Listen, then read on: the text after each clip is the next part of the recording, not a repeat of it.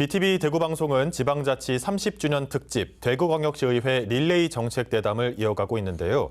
이번 시간에는 윤영애 기획행정위원장과 지방의회에서 바라보는 지방자치의 성과와 과제에 대한 이야기 나누겠습니다. 안녕하십니까? 안녕하십니까? 네, 먼저 대구 시민 여러분께 인사 말씀 부탁드립니다. 예, 시청자 여러분 안녕하십니까? 대구광역시 남구 출신의 시의원 윤영애입니다. 현재 시의회 기획행정위원장을 맡고 있으며 시민 여러분의 삶을 지키고 대변하는 의정활동에 최선을 다하고 있습니다. 오랜 기간 공직에 몸담았던 경험을 바탕으로 시민과 행정이 소통하고 신뢰할 수 있는 지방자치를 만들어가기 위해서 항상 낮은 자세로 노력하고 있습니다.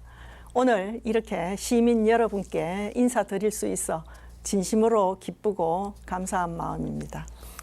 네, 오랜 기간 공직에 계셨는데요.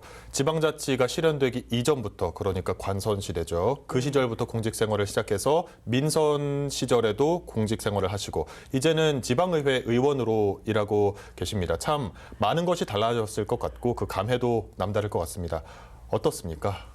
예, 맞습니다. 말씀하신 대로 지방자치 30년을 돌아보면서 가장 크게 느끼는 것은 시민의 힘이라고 할 수 있겠습니다. 네. 관선 시절에는 중앙 지시를 무조건 따라야만 하던 그런 중앙 중심이었지만 민선자치 이후에는 시민이 주인 되는 구조로 변모해왔고 그 속에서 지방의회의 역할도 커졌습니다. 저는 과거에는 공직자로서 행정을, 현재는 의원으로서 시민을 마주하며 느끼는 이런 감정들은 결국 좋은 우리 풀뿌리 민주주의는 시민의 참여와 공감에서 비롯된다는 점입니다. 물론 아직도 갈 길은 멀다고 봅니다.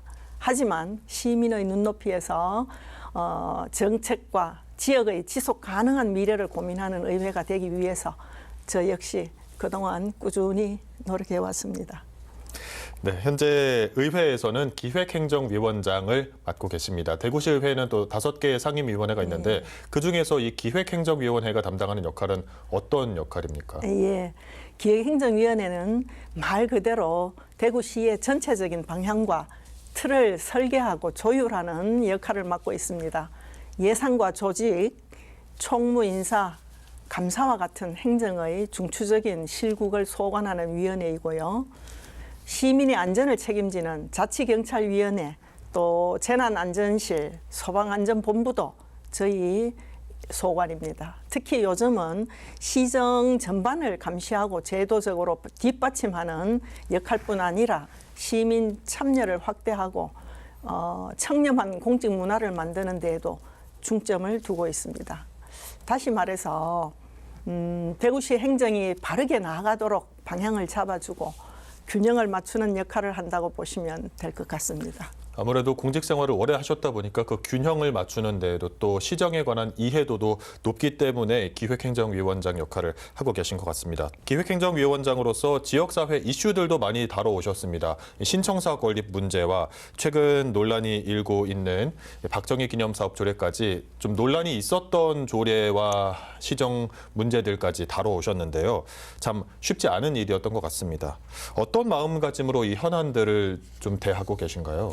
예, 맞습니다. 의정 활동을 하다 보면 늘 지역사회 갈등이 첨예하게 얽혀있는 사안을 접하게 됩니다.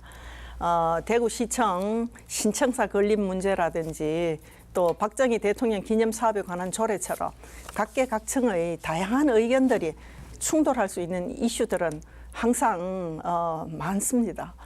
또 이제 여기에서 신청사 건립의 필요성에는 저도 충분히 공감하고 있습니다. 하지만 건립 재원을 마련하기 위해서 시민들의 생업 공간이라든지 대구의 미래 자산까지 매각 대상으로 삼는 건 신중해야 하는데 또 특히 지금처럼 부동산 경기가 이렇게 침체된 시기에는 매각 시기와 대상 선정에 있어서 더욱 신중한 접근이 필요하다고 봅니다. 네.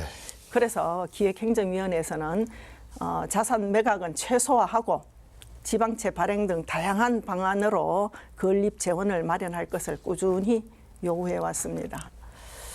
그리고 지금 또 이슈가 되고 있는 박정희 대통령 기념 사업에 관한 조례 역시 단순한 역사 인식의 문제로 접근하기보다는 사회적 갈등을 조율하고 합의를 이끌어내는 과정이 더 중요하다고 생각합니다.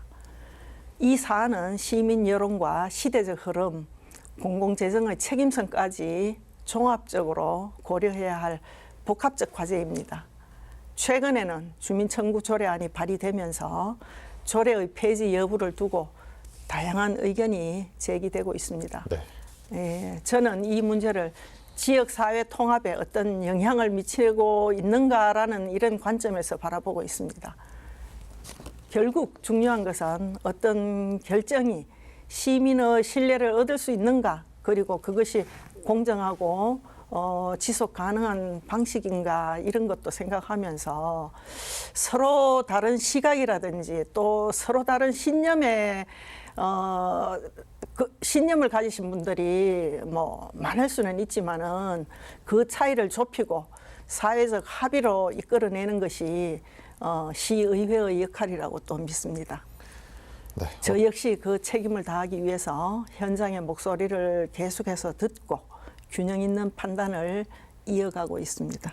네. 예. 어떤 결정이 시민의 신뢰를 얻을 수 있는가, 어떤 결정이 공정한가, 참 예. 간단하지만 제일 어렵게 고민해야 할 문제라는 생각이 듭니다. 예, 맞습니다. 또 의정 활동도 활발히 하고 계십니다. 지난번에 위원장님이 청소년의 디지털 오남용 문제, 사이버 도박 문제 등의 위해 요소에 대한 대구시 차원의 대책을 좀 촉구하는 시정 질문을 하셨는데요. 어떤 취지에서 또 어떤 내용으로 이 질문을 하셨는지 다시 한번 설명해 주시죠. 예. 최근에 청소년들의 디지털 오남용 문제는 단순한 이렇게 개인 습관의 차원을 넘어서 사회 전체가 함께 고민하고 대응해야 할 우리 사회의 공동적인 과제가 되었습니다. 스마트폰 사용이 이제 일상화되면서 청소년들이 유해 콘텐츠나 과도한 SNS 몰입은 물론 사이버 도박이나 또 대리 입금 이런 신종 범죄에도 쉽게 노출되고 있는 게 현실이거든요. 그래서 이를 예방하거나 지도할 수 있는 제도적 장치나 대응 체계는 아직 많이 부족한 상황입니다. 그래서 저는 대구시와 대구교육청을 대상으로 관련 실태 조사는 어떻게 이루어지고 있는지, 또 과몰입 학생을 위한 맞춤형 체험 프로그램 같은 적극적인 처방과 대책 마련 등을 당부하고자 질의를 했었는데요. 특히 사이버 도박 예방 교육 강화라든지 또 학교 밖 청소년이 많습니다. 이런 학교 밖 청소년에 대한 대책 마련과 이런 대책 마련을 위해서는 자치경찰과 우리 민간 전문가 또 민간 협의체라든지 이렇게 구성을 해서 참고적으로 보면 서울에 이제 스쿨벨 제도가 있습니다. 이런 네. 스쿨벨 제도처럼 유해 정보를 실시간으로 알릴 수 있는 정보 시스템 도입도 함께 제안했습니다. 청소년 보호는 결국 우리 어른들의 책임입니다. 대구시에서 위기의 신호를 놓치지 않고 아이들이 안전하게 성장할 수 있는 환경을 만드는데 끝까지 관심 갖고 점검해 나가겠습니다. 네. 지역구 관련해서도 몇 가지 여쭤보겠습니다. 남구의 이제 현안 중에 3차 순환도로 완전 개통 문제가 아직 남아 있습니다. 지역 주민들의 민원도 많이 받으셨을 것 같은데요. 시의회 차원에서 할 수 있는 일이 어떤 게 있을까요? 예, 이 문제만 접하면 좀 너무 오랜 시간이 걸린다, 답답하다 이런 네. 생각이 제가 남구청의 공무원으로 있을 때부터도 생각했던 문제인데 네. 지금까지도 아직까지 완전 개통이 안 되고 있는 이런 대구 3차 순환도로는 1996년에 사실 전체 대구시 3차 순환도는 개통이 됐는데 남구 봉덕동과 대명동을 잇는 약 1.4km 구간이 주한미군 캠프워카 부지에 막혀 있어서 29년째 순환되지 못하는 순환도로라는 오명을 안고 있는 상황입니다. 최근에는 이 문제 해결을 촉구하는 우리 남구의 주민 한마음 대회까지 열릴 정도로 오랜 지역 수건이자 대표적인 민원으로 자리 잡았습니다.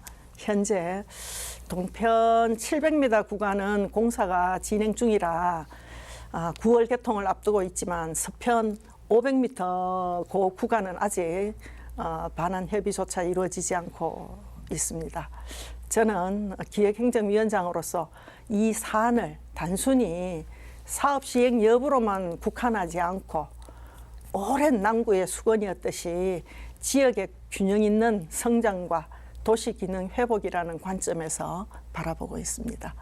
이 구간은 단순한 도로 개통의 문제가 아닌 남구의 도시 접근성과 또 균형 발전 그리고 시민들의 정주 여건이 직결되는 구조적 과제라고 봅니다. 그만큼 대구시와 국방부, 외교부, 미군 당국이 함께 풀어야 할 복합적인 사안이라고 생각합니다만 그래도 시간이 너무 오래 걸리고 해서 안타깝지만 대구시와 함께 미군 부대 반환 절차라든지 또 토지 보상 예산 집행과 이런 예산 집행 과정까지 꼼꼼히 점검하고 각 사업이 조속히 추진되도록 의회 차원에서 가교 역할을 하려고 많은 노력을 해왔지만 말씀드린 바와 같이 아직까지 서편 구간의 경우 원망하는 협의가 되지 않아서 중앙정부와의 연계 대응을 대구시에 지속적으로 요구하고 있는 상황입니다. 시민들께서 30년 가까이 기다려 오신 만큼 더는 미룰 수 없는 일입니다.